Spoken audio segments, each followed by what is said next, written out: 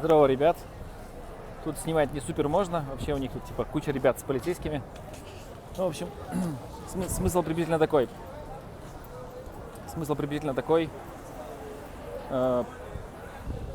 Первое. Ну вот, представьте вот симптомы страны.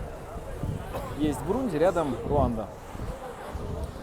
Симптомы страны, мы просто в прошлый раз остановили, когда я снимал. Дружественный народ, 90% друг друга все понимают. Те же самые, как tribes, ну, как бы те же самые национальности. И все разделены. И между ними территория, они между собой воюют.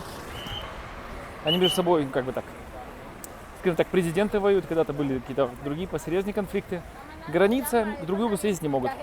Раньше была одна страна, сейчас распилена на две части, поделена.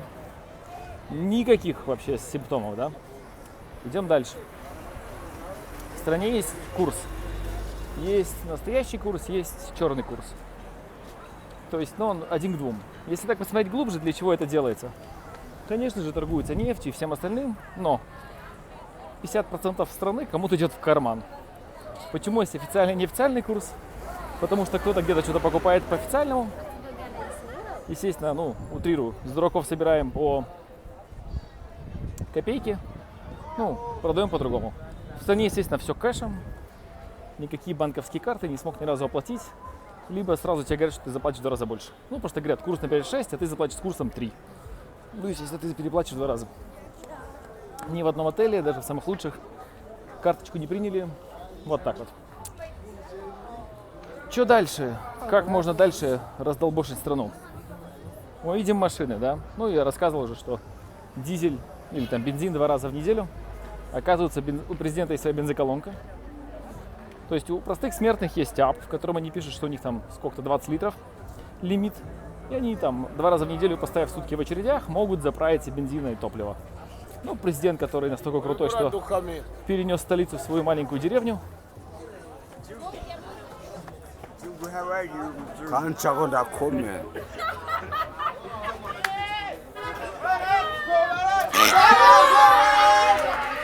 Вот так вот. В общем, тут местные пытаются пиздюлей от меня получить. В общем, местные получается от меня получить писюлей. Дальше. Президент организовал свою собственную бензоколонку, что, в принципе, очень круто для него. Для экономики, естественно, это хана. Машины, которые вы видите, в основном, если видите, руль у них с одной стороны, а ездят они в другую сторону. То есть, как бы они должны, когда машины едут, они в основном должны водители соприкасаться, да, чтобы можно было легче обгонять. То есть, когда ты едешь по правой стороне, руль должен быть с левой стороны, чтобы ты мог нормально выйти на обгон. А тут, как бы, ты едешь по правой стороне, и руль у тебя тоже с правой стороны. Что, в принципе, полная хана для ситуации на дорогах. Естественно, вот ходишь, вот, постоянно ходят люди, деньги просят. Все мне тут подмигивают, в общем, тут уже все знают. Вот, грубо говоря, вот страна полностью раздолбанная. И еще, чтобы не было никаких восстаний, президент пришел к власти и сказал: был президент 4 года, а сейчас будет 7. Ну чок не ляпнет. Все нормально, раньше срок был 4 года, сейчас 7. Ну, 2 раза по 7 уже 14. А дальше, я думаю, лайфхак еще какой-нибудь придумает. Я думаю, не впервые, да? Ничего похожего никто никогда не знал, да? Потом дальше, что у нас дальше идет? Что у нас тут дальше веселого? Курсы поговорили, вот эти бензоколонки пустые, на которых никогда ничего не заправишься. Возле бензоколонки только за день заправки можно увидеть большую очередь машин. Вот. Естественно, что бы такого еще вредного рассказать, наверное, уже все темы и закрыл. Как можно страну убить? Ну, вот так вот. Интернет чуть ли не по талонам. Я пользуюсь Starlink'ом, потому что ничего... Местный интернет просто настолько плохой, что убиться. Сайта у банков часто нет, просто у банка сайта нет. Компании, которые продают интернет, часто у них сайта нет. Я уже не говорю про веб-дизайн студии, которые здесь тоже есть. Ну вот идешь, кто-то тебя тут пикает. Даже непонятно для чего. Непонятно, мне, не мне. В общем, вот так вот. Вот. В общем, вот так вот, да, прошел. Кто-то пытался подраться, кто-то деньги попросил, кто-то попикал 2 раза. Хорошо, что ребята с автоматами не подошли. Ну, в общем, так вот, дружелюбная такая вот страна.